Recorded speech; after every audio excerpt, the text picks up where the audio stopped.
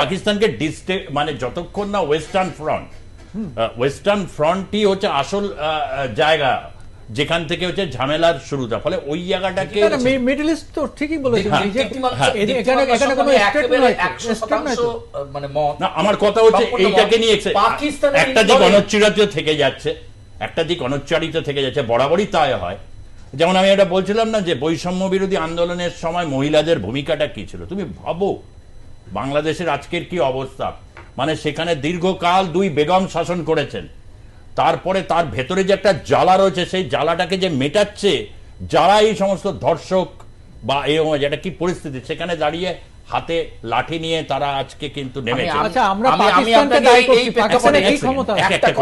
একটা কথা স্মরণ করাতে চাইবো, এই বাংলাদেশ পর্বেই কিন্তু কর্নেল সৌমিত্র রায় একটা কথা বলেছিলেন যে মুক্তিযুদ্ধের সময় তারা গিয়ে দেখেছিলেন যখন তারা ক্যাম্পে এবং পাকিস্তানি সেনারা হাত তুলে আত্মসমর্পণ করছেন, তিনি দেখেছিলেন ভেতরে, এই শোয়ের মধ্যেই বলছি, ওই ক্যাম্পের মধ্যে কি রয়েছে, প্রচুর ন্যাকেড হিন্দু মহিলা গর্ভবতী অবস্থায় রয়েছে। ফলে মহিলাদের ওপর কি অত্যাচার হয়েছিল সেটা বলার অপেক্ষা রাখে না।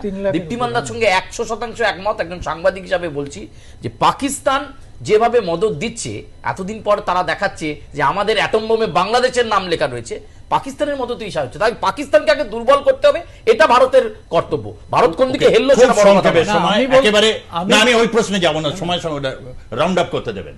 সেটা হচ্ছে পাকিস্তান দিচ্ছে, কিন্তু আইএসআই এর একটা প্ল্যান কিন্তু ভেস্তে গেছে তাদের, বিশেষ করে জেনারেল ওয়াকুরুজ্জামানের বিরুদ্ধে যে ইয়েটা, খুব সংক্ষেপে মানে পাকিস্তান চেয়ে যে আইএসআই এই প্ল্যানটা কিন্তু খাটাতে পারলো না, মানে দুঃসময় পাকিস্তানের কাছে, তাই তো?